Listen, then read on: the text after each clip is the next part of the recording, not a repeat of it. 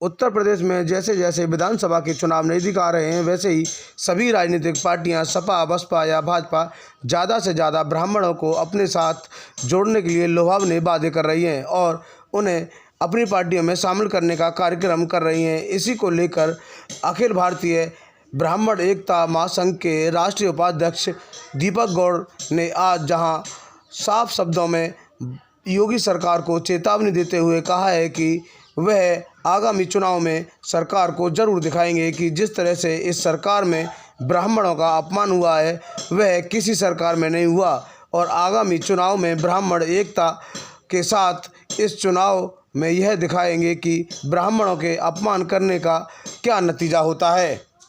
इस वक्त वर्तमान में राष्ट्रीय उपाध्यक्ष हूँ अखिल भारतीय ब्राह्मण एकता महासंघ का। ये वर्तमान सरकार से हम ब्राह्मणों को बहुत ज़्यादा अपेक्षाएं थी और ब्राह्मणों ने इनका साथ बहुत भरपूर तरीके से दिया, पूर्ण बहुमत की सरकार बनाई। लेकिन ये सरकार अपने वादों पर, अपने जो इसकी घोषणा थी जो ब्राह्मणों को सम्मान देना चाहिए, उसमें बिल्कुल नाकाम और निष्फल रही।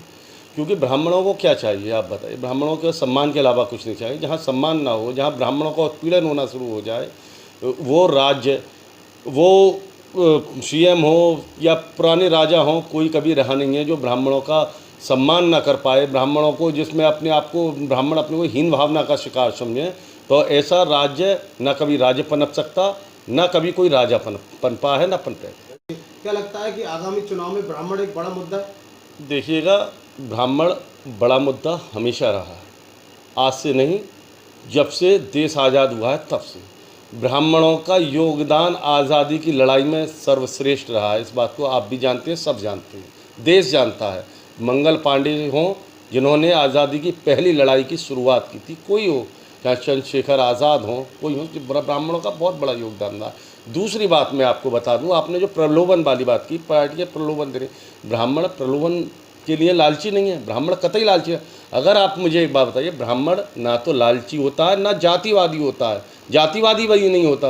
ब्राह्मण सर्व समाज को हमेशा अपने साथ लेकर चलता है, आपने देखा होगा। अगर ब्राह्मण लालची होता या जातिवादी होता तो आप बताइएगा, क्या ब्राह्मण श्री राम की पूजा क्यों करता? रावण की पूजा करता ना, क्योंकि रावण ब्राह्मण था। रावण की पूजा करता है? नहीं करता, राम की पूजा करता है, इसलिए अब वो जातिवाद नहीं है। दूसरी बात का मैं आपको याद दूँ, ब्राह्मण लालची या प्रलोभन में आने वाला इसलिए नहीं, आपको माना आचार्य चाणक्य अगर चाहते तो वो खुद राजा बन सकते थे, लेकिन वो खुद राजा नहीं बने। उन्होंने गलत और अन्याय के विरुद्ध सत्ता बदल दी, सरकार बदल दी, राजा बदल दिए। क्यों? इसलिए, सिर्फ इसलिए क्योंकि ब्राह्मणों को सम्मान चाहिए। उनको जब उनका सम्मान उस राजा ने किया तो उन्होंने सरकार बदल दी। आप एक संगठन है ब्राह्मणों का, उसका क्या रुझान है, किस तरह से क्या सोचता है? देखिए, ब्राह्मणों के लिए जिस पार्टी जो सम्मान करेगी उसके साथ रहा है। बसपा ने किसी ज़माने में सम्मान ब्राह्मणों का शुरुआत में किया था और उसके चक्कर में ब्राह्मण बातों में आ गए और उन्होंने बसपा को पूर्ण बहुमत की सरकार बनाई। ऐसे ही है ना, भारतीय जनता पार्टी को उनको लगा शायद भारतीय जनता पार्टी पूर्ण सम्मान देगी, पूर्ण सम्मान उनको मिलेगा, और जो उनकी अपेक्षा कोई ऐसी नहीं, सिर्फ अपने समाज के लिए, अपने सम्मान के लिए जो अपेक्षा है, लालची नहीं है, तो वो है ना मिलेगा, वो कहीं नहीं मिला। तो अब जब भाजपा में नहीं है, उसमें नहीं है, तो फिर बताइए ब्राह्मण अपना रास्ता खुद तय करेगा। तो देखिए, ब्राह्मण ठगा सा महसूस कर नहीं रहा, ब्राह्मण ठग गया, ब्राह्मण तो ठग गया। आपने देखा होगा, आपने स्वयं देखा होगा, चाहे वो कोई भी आप रायबरेली का 5 ब्राह्मण जिंदा जला के मार दिए गए। बताइए क्या किया सरकार ने उसमें? क्या मतलब ब्राह्मणों का ये दशा और ये दुर्दशा होनी है क्यों वो जिंदा जला के मारे जाए? एक है ना विकास दुबे, जो ठीक है उसका एनकाउंटर किया, वो बदमाश था या जो भी था, माफिया था, उसका एनकाउंटर किया, चलो ठीक है, फर्जी एनकाउंटर किया, वो भी चलो ठीक है। लेकिन जो खुशी दुबे है उसका क्या कसूर था? उसको जो प्रशासन अधिकारी कह रहे हैं कि इनका कोई, उन्होंने खुद कहा है कि इसका कोई कसूर नहीं, इसकी 4 दिन पहले शादी हुई, उससे क्या पता, और उसको आज तक जेल में डाल रखा। बताइए ये क्या, ये ब्राह्मण भूल जाएगा?